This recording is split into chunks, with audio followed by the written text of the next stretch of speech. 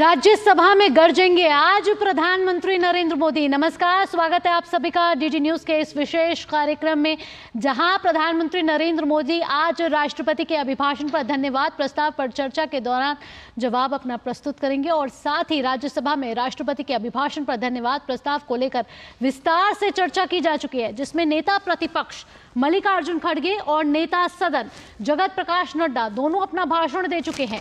राष्ट्रपति के अभिभाषण पर राज्यसभा में नेता सदन जेपी नड्डा ने कल कहा था कि हमारी सरकार किसानों के लिए लगातार काम करने वाली है और हम उनकी मदद तब तक करते रहेंगे जब तक वह पूरी तरीके से आत्मनिर्भर नहीं हो जाते। इसी सिलसिले में हमारी सरकार ने किसानों को लगातार आर्थिक मदद दी है और यह आगे भी जारी रहेगी। जबकि नेता प्रतिपक्ष द्वारा सदन में आरएसएस को लेकर की गई बयानबाजी पर सदन में हुए तीखे विरोध के चलते उन्हें अपना बयान वापस लेना पड़ा था। तो राज्यसभा के 264वें सत्र की कार्यवाही आज भी जारी रहेगी और राष्ट्रपति अभिभाषण के धन्यवाद प्रस्ताव पर चर्चा के दौरान आज प्रधानमंत्री नरेंद्र मोदी अब से कुछ देर बाद राज्यसभा में चर्चा का जवाब देंगे। इससे पहले कल लोकसभा में प्रधानमंत्री ने कांग्रेस पर निशाना साधते हुए कहा था कि 2024 से कांग्रेस को परिजीवी कांग्रेस के रूप में जाना जाएगा। उन्होंने कहा कि कांग्रेस पार्टी जिस पार्टी के साथ गठबंधन बनाती है उसी को खा जाती है।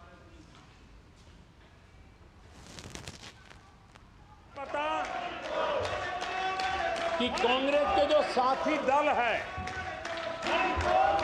उन्होंने इस चुनाव का विश्लेषण किया है कि नहीं किया है।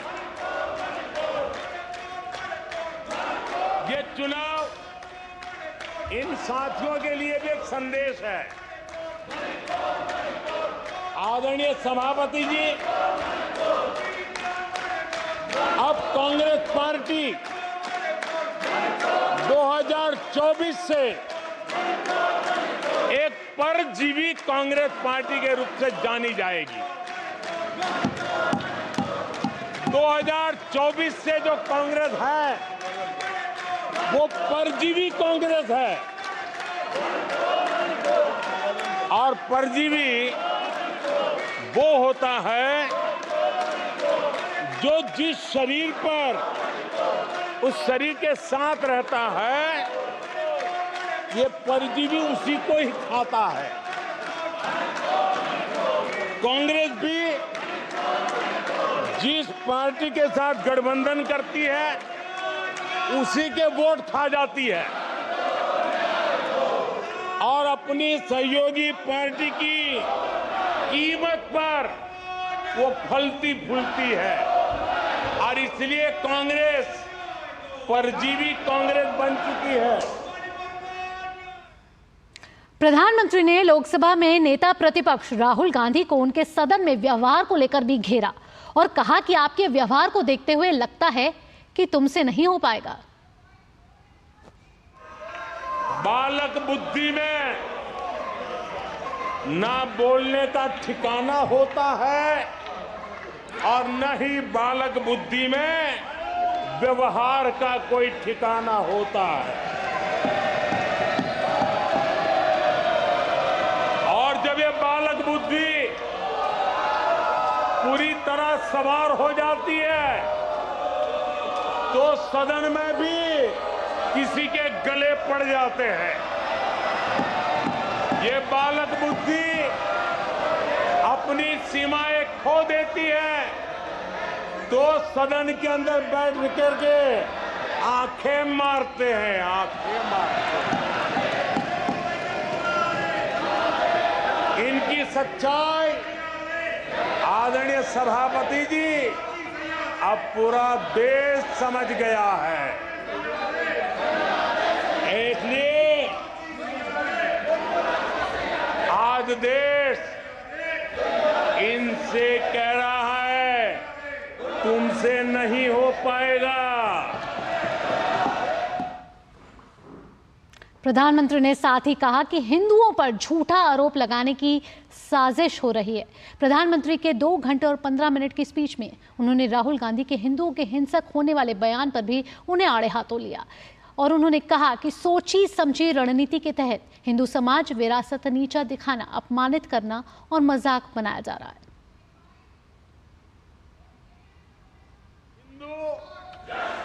सहनशील है, हिंदू अपनत्व को लेकर के जीने वाला समूह है। इसी कारण भारत का लोकतंत्र, भारत की इतनी विविधताएं, उसका वैविध्य की विराटता आज उसी के कारण पनपी है और पनप रही है। आदरणीय सभापति जी, गंभीर बात है कि आज हिंदुओं पर झूठा आरोप लगाने की साजिश हो रही है, गंभीर षड्यंत्र हो रहा है।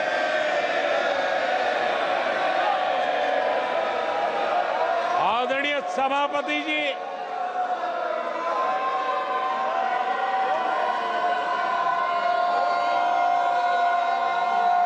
आदरणीय सभापति जी,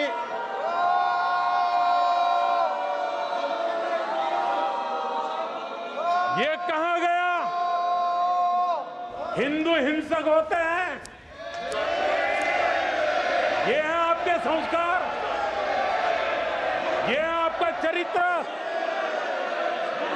ये है आपकी सोच, ये है आपकी नफरत इस देश के हिंदुओं के साथ। ये करने में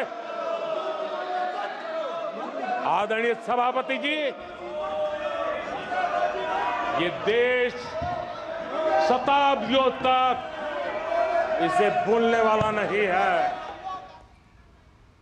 तो प्रधानमंत्री नरेंद्र मोदी आज राष्ट्रपति के अभिभाषण पर लाए गए धन्यवाद प्रस्ताव में चर्चा का जवाब देंगे और इससे पहले पक्ष विपक्ष अपने चर्चा कर चुकी है। 21 घंटे का वक्त निर्धारित किया गया था।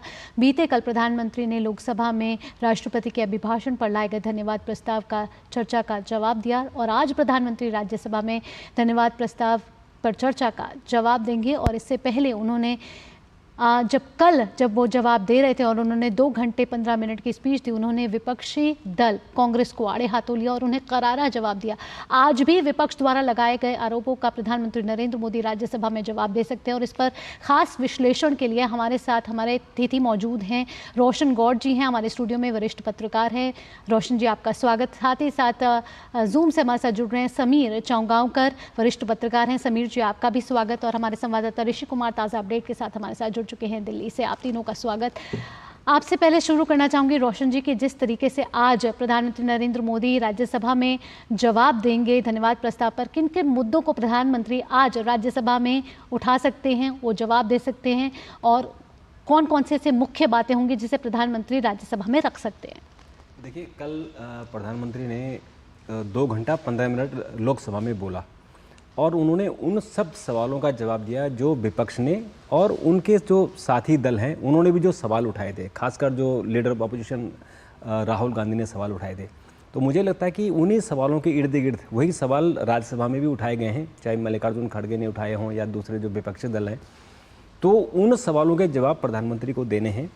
और जैसे अग्निवीर का इशू है, महंगाई है, बेरोजगारी है, नीट है, इन सवालों का जवाब प्रधानमंत्री को इसमें देना है। और कल भी उन्होंने बहुत विस्तार से राज्यसभा में उन्होंने जवाब दिए और जो उन पर आरोप लग रहे थे उनका उन्होंने बहुत ही बखूबी से उन्होंने जो जवाब दिया। उसके बाद तो फिर आपने देखा होगा जो माहौल था कि कांग्रेस ने उनका जवाब भी नहीं सुना। पूरे 2 घंटा 15 मिनट तक वो नारेबाजी करते रहे। इशू था कि मणिपुर का, लेकिन वो तमाम इशुओं को लेकर नारेबाजी करते रहे और इसी कारण लोकसभा में बाद में एक निंदा प्रस्ताव भी पास किया गया।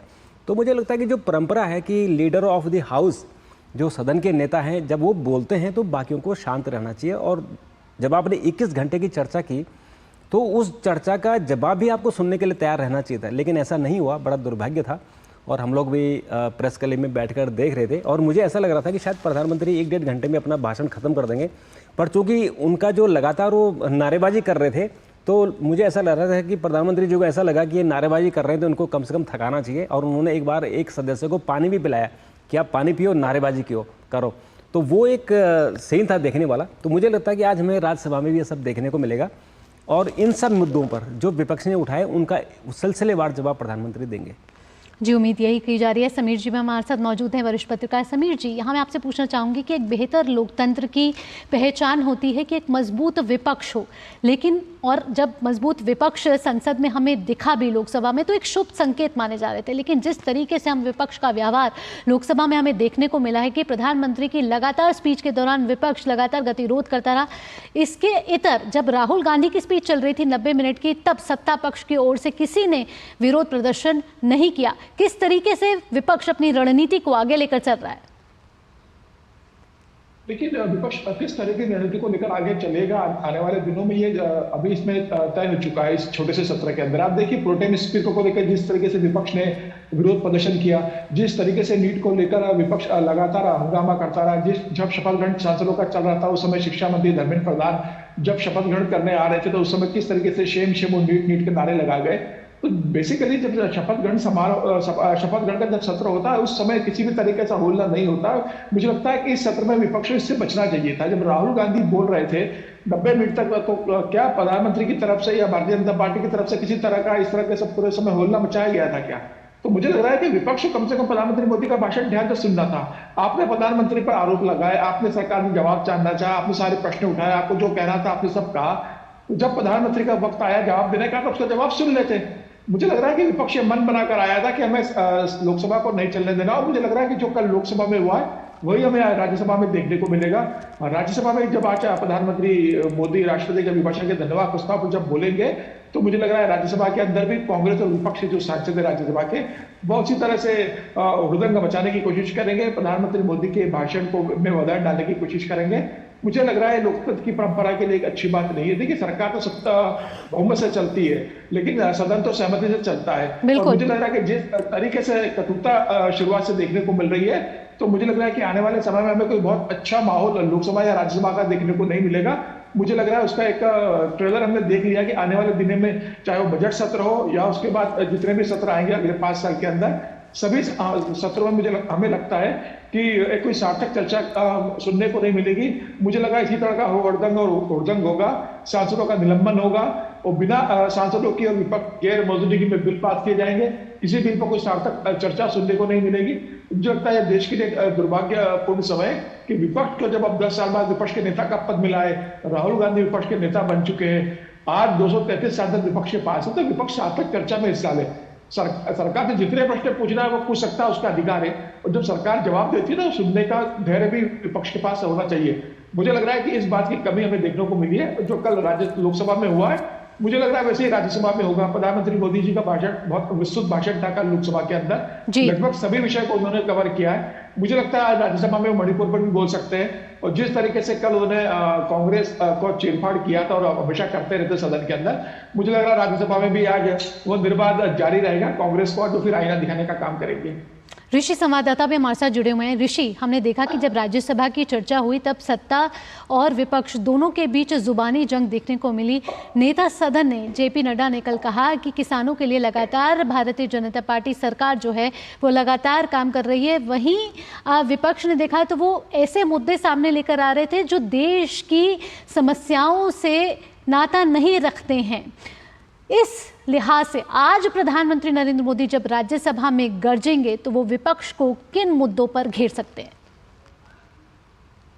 देखिए राज्यसभा में बहुत सारे मुद्दे पहले ही उठ चुके हैं। नेता सदन और नेता प्रतिपक्ष दोनों बोल चुके हैं। और ऐसे में जबकि वस्तुस्थिति ये है कि राज्यसभा में सत्ता पक्ष के पास पर्याप्त बहुमत है।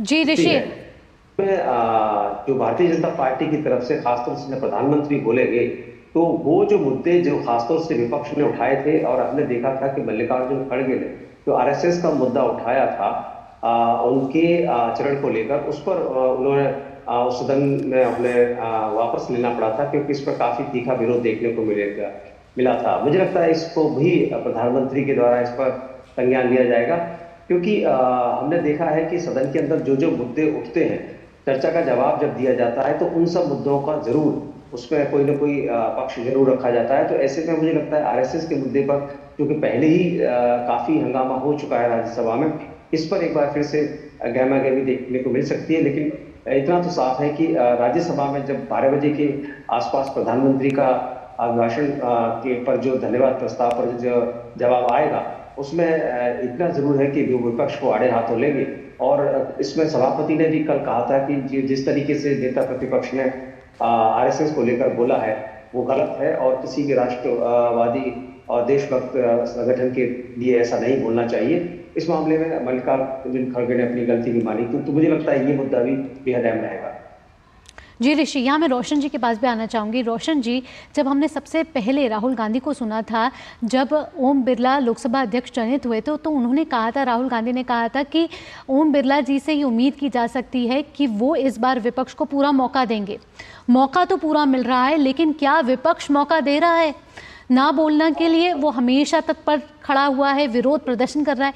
प्रधानमंत्री को लोग सुनना चाहते हैं, देश की जनता सुनना चाहती है।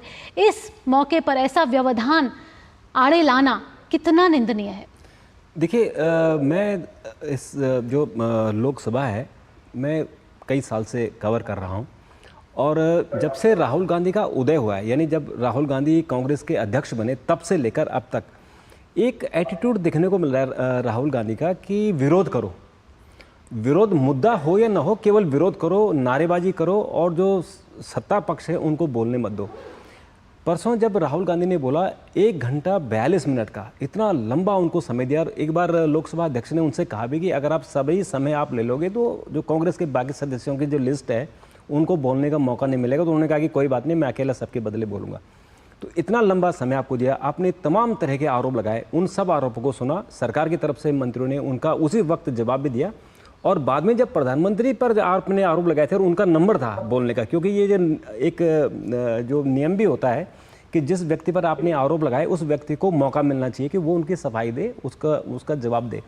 तो जब प्रधानमंत्री उठे तो आपने उठते ही अपने सदस्यों को आपने खुद कहा कि आप वेल में जाइए, और उस पर लोकसभा अध्यक्ष बहुत नाराज भी हुए। उन्होंने फटकार भी लगाई कि नेता प्रतिपक्ष को इस तरह का व्यवहार करना उचित नहीं लगता है, संसदीय परंपरा नहीं है। लेकिन राहुल गांधी नहीं माने और उनके सदस्य प्रधानमंत्री की तरफ भी चले गए और पूरे 2 घंटा 15 मिनट तक, पूरे 2 घंटा 15 मिनट तक वो नारेबाजी करते रहे। तो मुझे लगता है कि ये जो स्वस्थ संसदीय परंपरा है उसके विपरीत है। और विपक्ष के नेता को और जितने जो विपक्षी दल हैं उनको इस बात में सोचना चाहिए, इस बारे में कि ये संसदीय परंपरा है। अगर हम सौहार्द नहीं रखेंगे तो फिर जैसा कि पिछली बार हुआ था 146 सांसदों को निलंबित करना पड़ा था, तो क्या वही स्थिति फिर इस वाले सदन में भी क्या ऐसी स्थिति होगी? तो मुझे लगता है कि इसमें विपक्ष को जरूर सोचना चाहिए कि जब आपको पूरा मौका मिल रहा है बोलने के लिए, आपकी तरफ से कोई टोका टिप्पणी नहीं हो रही है, तो फिर आप सत्ता पक्ष के लोगों को भी बोलने देना चाहिए। बिल्कुल। समीर जी, मैं यहाँ आपके पास आना चाहूंगी कि विपक्ष लगातार जब से सदन की कार्यवाही शुरू हुई है, नीट मामले पर चर्चा की मांग कर रहा था, स्थगन प्रस्ताव भी लेकर आया, हालांकि उसे खारिज कर दिया गया। लेकिन नीट पर प्रधानमंत्री नरेंद्र मोदी कल बोले। आज भी संभावना है कि राज्यसभा में नीट पर वे बोलेंगे। पेपर लीक मामले पर लगातार सरकार गंभीर नजर आ रही है, आगे कानून लाने की भी पूरी तैयारी कर चुकी है सरकार। इस पर आप क्या कहना चाहेंगे? देखिए, इसमें कोई दो राय नहीं कि लोकसभा का सत्र शुरू होने के पहले जिस दिन चुनाव परिणाम 4 तारीख को आ रहे थे, उसी दिन नीट का परिणाम आया था। और उसके बाद जिस तरीके से पूरे देश के अंदर बवाल मचाया नीट को लेकर, तो मुझे लगता है विपक्ष को एक मुद्दा मिला था और यह तय था कि विपक्ष को इतना बड़ा मुद्दा मिलेगा तो विपक्ष उसका इस्तेमाल राजनीति के रूप में करेगा। और सिर्फ विपक्ष नहीं, कोई भी राजनीतिक दल होता तो इतना बड़ा मुद्दा मिलता तो उसका राजनीतिक इस्तेमाल करता। अगर विपक्ष की भारतीय जनता पार्टी भी होती तो वो इसका अपना इस्तेमाल राजनीतिक रूप से करती। लेकिन मुझे लगता है कि जब सीबीआई के हवाले कर दिया गया, धर्मेंद्र प्रधान ने इस मामले में जब बहुत स्पष्ट बता दिया कि कमेटी बना दी गई है जो आगे बताएगी किस तरीके से पारदर्शिता लाई जा सकती है, किस तरीके से पेपर में पेपर लीक न हो, डीजी को वहां से हटा दिया गया है, तो मुझे लग रहा है कि विपक्ष को इस मामले में थोड़ा देर का परिचय देना था। और राष्ट्रपति के अभिभाषण के दौरान तो उसको धन्यवाद प्रस्ताव पर चर्चा होगी, उसके बीच में आप अगर कह रहे हो कि धन्यवाद प्रस्ताव पर चर्चा ना करके नीट पर चर्चा की जाए, मुझे लगता है ये एक बहुत गलत परंपरा विपक्ष चालू करना चाहता था, जिसे सरकार ने नहीं माना। विपक्ष धैर्य का परिचय देता। प्रधानमंत्री मोदी ने बोला है, शिक्षा मंत्री बोल चुके हैं इसके संदर्भ में। मुझे ऐसा लगता है कि अभी राष्ट्रपति के अभिभाषण पर चर्चा हो जाने दी जाती है विपक्ष के द्वारा, और उसके बाद अभी तो बजट सत्र आ रहा है, उसके बाद विपक्ष इस मामले को उठा सकता था। विपक्ष सड़क पे इस मामले को उठा ही रहा है। तो मुझे लग रहा है कि ये जिद पकड़ लेना कि राष्ट्रपति के अभिभाषण पे चर्चा नहीं होगी, स्थगन प्रस्ताव आएगा, पहले नीट पर चर्चा होगी, मुझे लग रहा है गलत परिपाटी शुरू करने की कोशिश विपक्ष कर रहा था। हालांकि कल प्रधानमंत्री ने बहुत स्पष्ट बोला है कि किसी भी इस मामले में शामिल व्यक्ति से छोड़ा नहीं जाएगा, धरपकड़ जारी है और हम सुनिश्चित करेंगे कि भविष्य में इस तरह की घटनाएं न घटे। तो मुझे लग रहा है कि सरकार इस मामले को लेकर गंभीर है और आने वाले दिनों में सरकार इस मामले में कोई बड़े कदम उठाएगी, वो हमें देखने को मिलेंगे। तो मुझे लगता है कि आज प्रधानमंत्री जब राज्यसभा में बोलेंगे तो इन सब बातों का जिक्र करेंगे, लेकिन मुझे इस बात की संभावना कम लगती है कि वो आरएसएस को लेकर कोई बयान देंगे। देखिए पिछले 10 साल का अगर देखें प्रधानमंत्री मोदी का बयान, तो शायद उन्होंने संघ को लेकर कोई बड़ा बयान नहीं कहा है। तो मुझे इस बात की संभावना कम लगता है कि वो आरएसएस के संदर्भ में कुछ आज बोलेंगे। वो बाकी मुद्दों पर जरूर एड्रेस करेंगे, संघ को छोड़ देंगे। जी ऋषि, यहाँ मैं आपके पास आना चाहूंगी कि अग्निवीर को लेके भी विपक्ष सत्ता पक्ष पर लगातार सवाल खड़े करता रहा है। राहुल गांधी की स्पीच में भी हमने सुना है।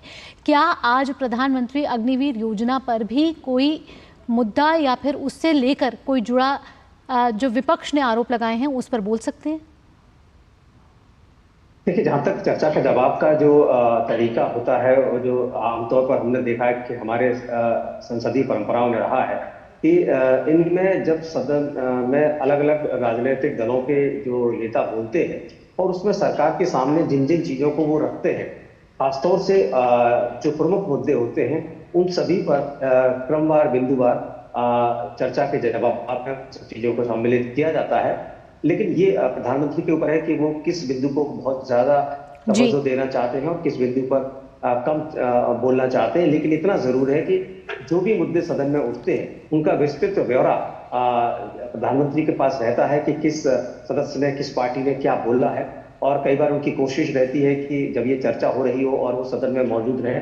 ऐसा उन्होंने किया भी है कि राष्ट्रपति के अभिभाषण में राज्यसभा में वो गए हैं और उन्होंने चर्चा सुनी है। लेकिन जब वो अगर चर्चा में मौजूद नहीं भी रहे, तभी उनके पास पूरी जानकारी रहती है कि किन मुद्दों को सांसदों ने प्रमुखता के साथ उठाया है। जी रोशन जी, अब मैं रोशन जी के पास आना चाहूंगी। रोशन जी, संक्षिप्त में आपसे पूछना चाहूंगी कि विपक्ष ने तो तमाम सवाल खड़े किए हैं, प्रधानमंत्री ने कल लोकसभा में अपनी सफलताओं के बारे में भी गिनवाया जो पिछले 10 साल में रही, और आगे का रोड मैप भी प्रधानमंत्री आज नरेंद्र मोदी आज राज्यसभा में रख सकते हैं। बिल्कुल बिल्कुल सही कहा आपने। प्रधानमंत्री का जो आधे घंटे का भाषण था, शुरुआती भाषण, वो उन्होंने अपनी सफलताएं और वो काम जो उन्होंने जनता के लिए किए, जनता का जिससे अपलिफ्टमेंट हुआ, और जो भारत की जो अर्थव्यवस्था है वो 5वें नंबर पर आई, उसके बारे में उन्होंने डिटेल से बताया। और फिर उन्होंने अपने बारे में, अपनी जो सरकार के जो भविष्य के कार्यक्रम है उसके बारे में बताया। और प्रधानमंत्री पहले कह चुके हैं कि 2047 को जो देश को हमें विकसित भारत बनाना है, उसका उन्होंने रोड मैप ऑलरेडी वो रख चुके हैं। तो मुझे लगता है कि राज्यसभा में आज इस विषय पर ज़्यादा चर्चा करेंगे। अगर राज्यसभा में जो लोकसभा में कल हुआ शोर शराबे, अगर वैसा ना हो तो, क्योंकि मुझे ऐसा लगता है कि राज्यसभा में उतना शोर शराबा नहीं होता है जितने कि लोकसभा में होता है। तो हो सकता है कि वहाँ ये सब बातें हों और प्रधानमंत्री जो देश की स्पीड क्या होगी, देश को 2047 तक कैसे किन किन मुकामों से समीर जी, लगातार देश की जनता की नजरें गड़ी हुई हैं कि प्रधानमंत्री आज राज्यसभा में राष्ट्रपति के अभिभाषण पर धन्यवाद प्रस्ताव में आज क्या कहेंगे और किन मुद्दों को उठाएंगे।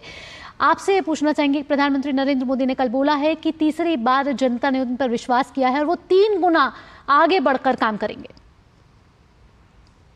बिल्कुल, देखिए प्रधानमंत्री मोदी ने जिस हिसाब से लोकसभा में स्पीच दिया था 2.25 घंटे का, मुझे लग रहा है उसमें लगभग सभी मुद्दे कवर कर लिए और ऐसा कोई बड़ा मुद्दा बचा नहीं है कि जिस पर वो नहीं बोले हैं। मुझे लगता है उन्होंने सिलसिलेवार और बिंदुवार विपक्ष के हर प्रश्न का जवाब दिया और सिर्फ जो लोकसभा में प्रश्न उठे थे उन्हीं का नहीं, इसके अलावा उन्होंने चुनाव परिणामों को लेकर जिस तरीके से बताया कि कांग्रेस का प्रदर्शन किस तरीके से रहा है, किस तरीके से विधानसभा चुनाव में भारतीय जनता पार्टी का प्रदर्शन रहा है, तो उन्होंने पूरा चुनाव का भी बताया। और जिस तरीके से विपक्ष विभाजनकारी राजनीति करना चाहता है देश के अंदर, उसका भी उन्होंने देश की जनता को सावधान रहने के लिए कहा है। हिंदू को लेकर जिस तरीके से कहा गया है कि हिंदू हिंसक होता है, उसको लेकर उन्होंने कहा कि ये सहयोग है या प्रयोग है। तो मुझे लग रहा है कि प्रधानमंत्री मोदी का भाषण इसी थीम पर होगा, लेकिन थोड़ा विस्तृत होगा। यहाँ मैं आखिरी में आपसे पूछना चाहूंगी, कुछ नयापन लेकर आपसे जी बिल्कुल समीर जी, चीजें हमें देखने को मिलेगी। ऋषि, क्योंकि आखिरी पड़ाव पर हम पहुंच चुके हैं इस विशेष कार्यक्रम में, आखिरी में प्रधानमंत्री नरेंद्र मोदी किन और मुद्दों पर, या आपको लग रहा है कौन से ऐसे देश की जनता जो है वो ऐसे मुद्दे हैं जो प्रधानमंत्री नरेंद्र मोदी से वे सुनना चाहती है?